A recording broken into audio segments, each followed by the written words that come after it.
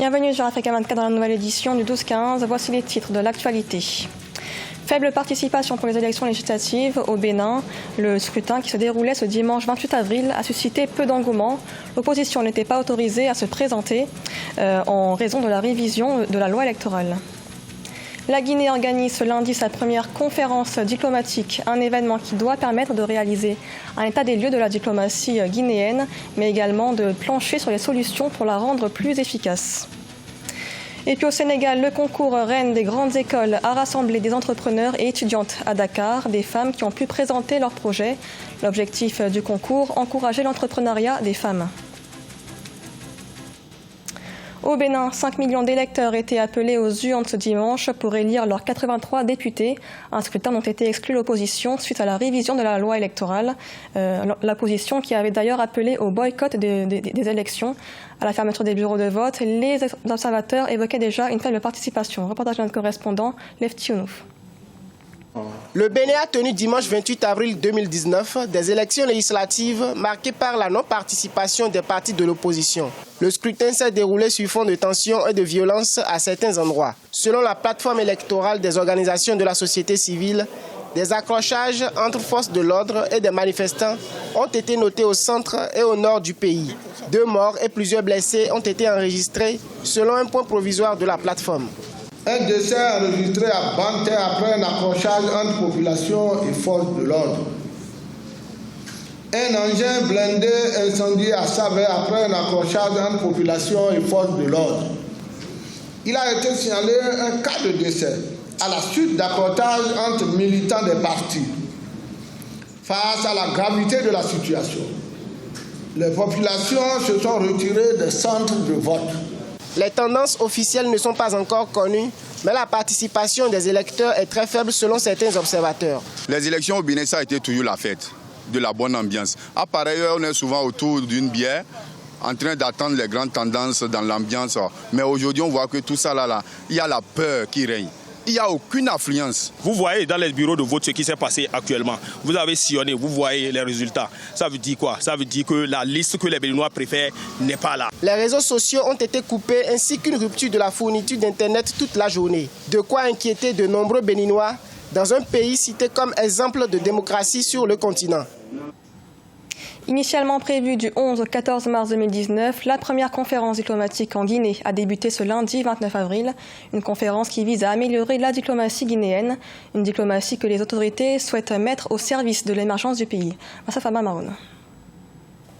La première conférence diplomatique en Guinée s'est ouverte ce lundi 29 avril 2019 à Conakry. Le thème choisi est la diplomatie au service de l'émergence de la Guinée. Objectif, une nouvelle dimension essentiellement économique de l'action diplomatique avec des objectifs de développement concourant à l'émergence de la Guinée. Cette mutation est d'autant plus urgente que le pays est résolument engagé dans la mise en œuvre du plan national de développement économique et social. La Guinée est devenue beaucoup plus fréquentable. Le cercle de partenariat s'est beaucoup élargi. Et la Guinée a ouvert aussi plusieurs ambassades, notamment dans les pays émergents. Vous vous souviendrez que lorsque le président Alpha Condé, lors de son investiture, il avait lancé le slogan « Guinea is back ». La diplomatie est l'un des rares outils viables à la disposition des États, leur permettant de faire entendre leur voix. Une opportunité qui ne devrait toutefois pas faire oublier l'essentiel, la valorisation des intérêts de la nation guinéenne sur la scène internationale. Le président a déjà mené une grande offensive diplomatique depuis qu'il est venu au pouvoir. Même s'il y a ouverture, il va falloir prendre des précautions pour protéger certains secteurs, par exemple dans l'économie guinéenne. Et il faut se rappeler aussi que le président a toujours prôné la transformation sur place de nos matières premières pour créer la plus-value. À noter que depuis l'avènement du président Alpha Condé en 2010, la Guinée a indéniablement marqué son retour sur la scène internationale. Rappelons que cette conférence diplomatique, qui va se tenir chaque 2 ans, prendra fin le 3 mai 2019. Au Tchad, le Rassemblement national des démocrates tchadiens a tenu son 5e congrès ordinaire à N'Djamena, des assises qui ont lieu dans un contexte politique préélectoral. L'objectif, selon les membres du parti, réadapter les programmes politiques aux enjeux socio-économiques et politiques. Mahamat Ramadan et Massafama Maroun. Au Tchad, le parti Rassemblement national des démocrates tchadiens, RNDT Le Réveil, de l'ancien Premier ministre Pahimi Padaké Albert, a tenu du 26 au 28 avril 2019 son 5e congrès ordinaire dans la capitale N'Djamena. Placé sous le thème « L'engagement politique et la responsabilité du militant », ces assises ont permis aux militants de diagnostiquer le climat politique qui prévaut dans le pays pour les prochaines échéances électorales.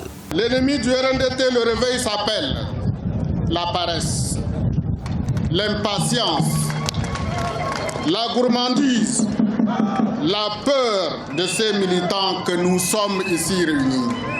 L'ami du RNDT, le réveil s'appelle la foi, l'abnégation, la patience, l'espérance, la dignité, la fierté et le courage. En marge des travaux, les militants du RNDT Le Réveil ont réaffirmé leur engagement dans la majorité présidentielle et se disent favorables à une majorité multidimensionnelle qui admet une diversité d'opinions politiques. Les congressistes se disent satisfaits des travaux et des réponses apportées par les cadres du parti aux inquiétudes des militants. Le discours du président aujourd'hui a plus que galvanisé. Les militants en sont sortis satisfaits de leur attente, de leur soif et des questions qui se posent tous les jours. Lors des assises, les militants du parti RNDT Le Réveil ont émis des réserves quant à l'apport des réformes institutionnelles de la 4e République pour la stabilité politique et le développement socio-économique du pays et ont appelé au renouvellement du cadre législatif dont le mandat est arrivé à terme depuis plusieurs années. La consommation de manioc, une alternative pour lutter contre l'insécurité alimentaire en Afrique centrale. Un programme de production durable du manioc a été mis en place. L'objectif, améliorer le tubercule afin qu'il résiste au changement climatique. Reportage de notre correspondant, Mahamat Ramadan.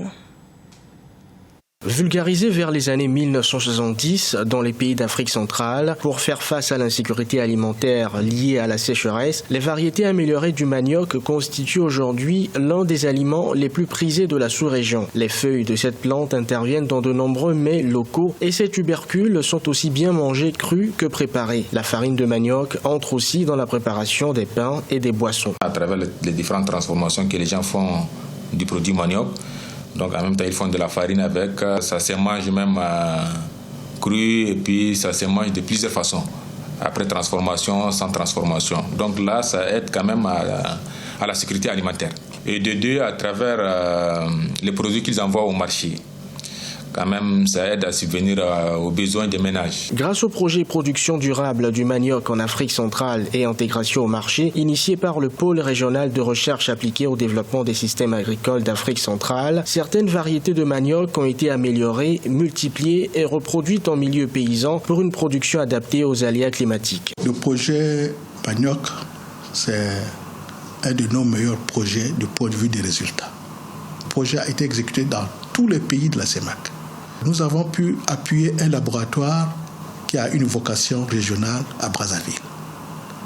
Ce laboratoire a permis de rassembler toutes les variétés élites des différents pays qui sont mis en culture in vitro là-bas à Brazzaville et ont été échangés à d'autres pays. Certains pays de la sous-région comme le Tchad, la Centrafrique et le Cameroun comptent pérenniser et intensifier la culture du manioc pour passer de la production de subsistance à la transformation à l'échelle industrielle.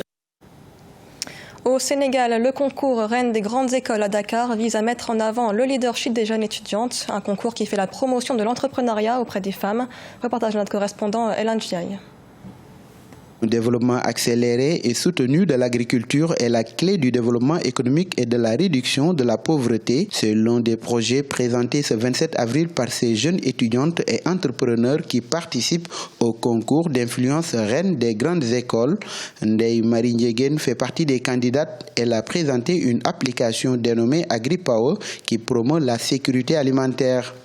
Son utilité, c'est de permettre le retour vers la terre, de permettre aux jeunes de s'engager dans l'agriculture, parce qu'on sait qu'en Afrique, l'agriculture est un levier de développement pour les différents pays, et cela permet de pallier au chômage des jeunes d'abord, de les ramener dans l'implication vers l'entrepreneuriat agricole, en leur donnant les outils nécessaires aussi. Parce qu'il ne suffit pas de leur dire « faites de l'agriculture », mais il faut mettre les moyens nécessaires et surtout les informations nécessaires pour leur permettre de se lancer. L'Afrique compte 60 à 70% de population composée de jeunes, dont des femmes, mais ces dernières peinent toujours à s'investir dans l'entrepreneuriat. C'est aussi l'objectif du concours d'influence interuniversitaire qui entend donc susciter un esprit de leadership chez la jeune fille. Donc moi, comme je le dis souvent, je prends l'égalité des chances. Une femme a autant de chances qu'un homme de s'insérer dans la société. Les femmes, franchement, allez-y, foncez. Vous avez votre place dans l'entrepreneuriat. Vous pouvez, n'hésitez pas. Ouvrez votre boîte, ouvrez votre affaire. Que personne ne vous dit que vous ne pouvez pas, car vous le pouvez. La promotion de l'entrepreneuriat des jeunes, notamment de la jeune fille au Sénégal, reste une priorité pour les autorités sénégalaises qui soutiennent ce projet. Ces jeunes femmes souhaitent que l'accès aux mécanismes de financement soit une réalité, ceci pour favoriser l'entrepreneuriat féminin. Ce journal a été réalisé par l'ensemble de la rédaction. Merci de l'avoir suivi. L'actualité continue sur Africa 24.